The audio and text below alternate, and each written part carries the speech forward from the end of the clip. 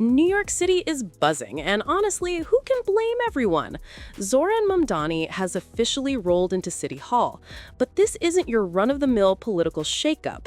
It's a straight-up celebrity squad takeover.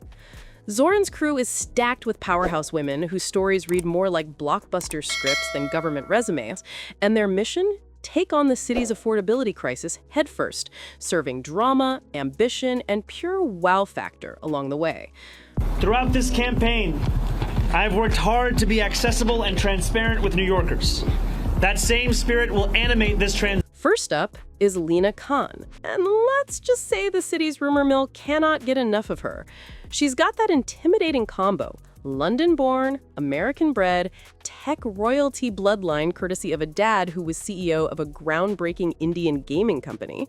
Imagine dinner conversations that sound more like business pitches and tech summits, and that's just her childhood. Lina's a total legal superhero, slaying antitrust giants and turning heads in D.C. so much that President Biden personally called dibs on her for the Federal Trade Commission seat. She married Columbia University's heartthrob cardiologist, Shahrukh Ali, and together they're raising a son who's probably already got Wall Street apps on his toy tablet. Lina's not just in the room, she's running it, especially when it comes to telling big monopolies to sit down and behave. Gotta love a boss lady with zero chill for nonsense. These really fundamental things about people's daily material lives are affected by things like antitrust.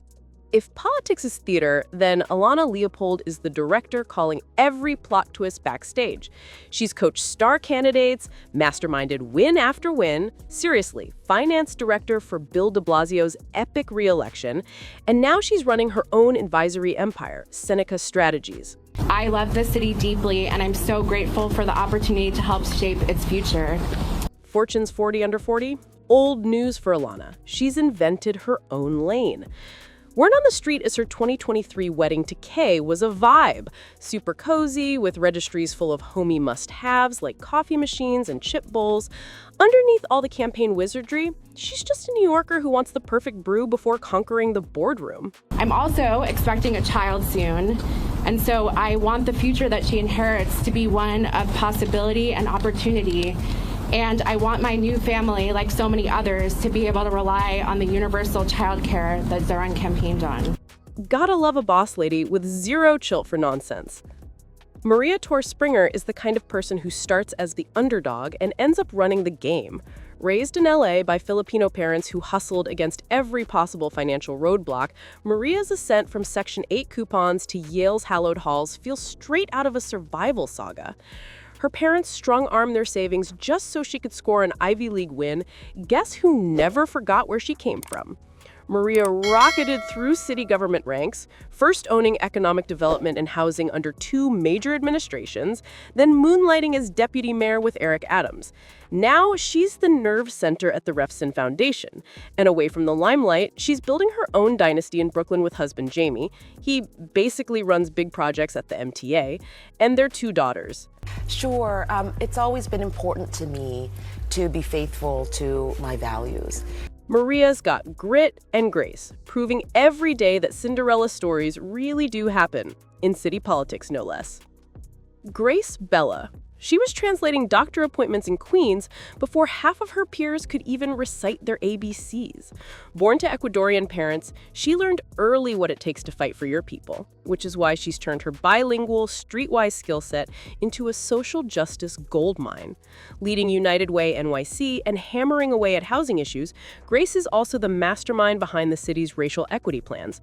I also know that as a first-generation American, as the oldest daughter of folks who didn't speak English, the beauty of the city has a lot of hardship, and United Way is there to bridge that gap. Forget superheroes with masks.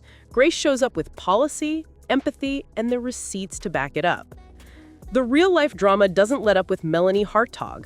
Brooklyn and Long Island were her playgrounds, but Melanie's family story is edgy and raw.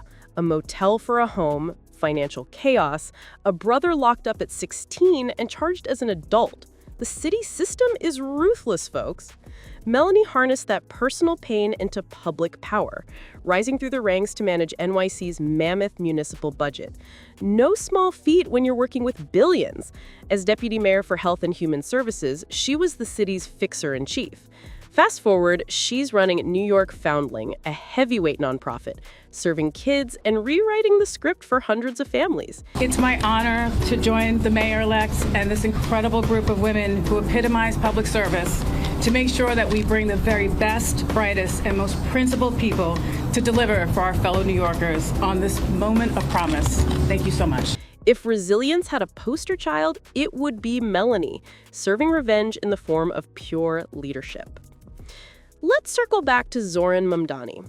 Born in Kampala, Uganda, Zohran's roots are tangled with drama and history. His father, Mahmoud, was basically forced into exile, booted from the country for speaking truth to power, and stripped of citizenship for daring to challenge bad policy. Stateless but never silent, Mahmoud fought for his place until Uganda let him return in the late 80s. That kind of comeback DNA, it's now pulsing through Zohran's leadership, giving him an edge you won't find in any conventional mayor. Zohran Mamdani's story just got even juicier because, let's be real, how many mayoral candidates can claim their mom is the legendary Mira Nair? Yes, that Mira Nair, the filmmaking genius who gave us Monsoon Waiting and Mississippi Masala long before Denzel Washington turned hearts to mush on screen? Filmmaking isn't just a career in the Mamdani household. It's a full-blown obsession. And according to Mira, you gotta be a little sick to live in that world. And guess what? This family is gloriously contagious. Zohran's parents are a Harvard power couple with a global flair, both steeped in art and activism that shaped Zohran's upbringing into a mix of justice, storytelling, and political firepower. Dad, Mahmoud, now teaches at Columbia, making those family dinner conversations pretty much the ultimate intellectual buffet. The fam's journey takes you from Uganda to South Africa, then to New York, with Zohran mastering the art of crossing cultural, political, and literal borders by the time he hit high school. After graduating from the Bronx High School of Science and then snagging an Africana Studies degree from Bowdoin College in Maine, Zohran's start wasn't in suits and speeches. It was on the ground, fighting evictions as a housing counselor. That frontline experience totally transformative, where his ideals slammed headfirst into reality. But hold up, here's a surprise twist. Zohran's not just a policy nerd. For a spell, he moonlighted as Mr. Kardama, a hip-hop producer blending his mom's artsy vibes with the city's gritty streets. Now that's a mixtape worth streaming. And get this, while Zohran's been out there shaking up city politics, Mira has hit pause on her filmmaking to become campaign chef extraordinaire, whipping up biryani and chicken for volunteers hungry for change. Meanwhile, Mahmoud, the 89-year-old patriarch, laughs off the surreal moment of being mayoral parents. They didn't quite see this political whirlwind coming.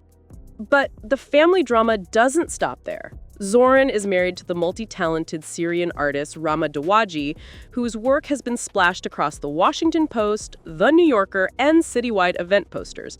Rama is the kind of artist who tells stories far louder with brushes and colors than any campaign speech could muster. So, how did political powerhouse Mamdani find his artsy queen? Not at a fundraiser or fancy gala. Nope, they swiped right on Hinge, proving all those dating apps still have magic. Their civil ceremony earlier this year was low-key but meaningful, followed by a joyful celebration in Dubai with Rama's family. Sure, the internet trolls came out swinging, twisting the Dubai bash into some kind of scandal. Add to the mix that Rama supports the pro-Palestine movement through her art, and suddenly the conservative trolls had a field day. But Mamdani didn't back down. He fired back hard on Instagram, posting photos from their civil wedding and calling out the trolls with a sharp, no-nonsense message. 3 months ago, I married the love of my life, Rama, and now right-wing trolls want to make this race about her. But Rama isn't just my wife, she's an incredible artist who deserves respect on her own terms.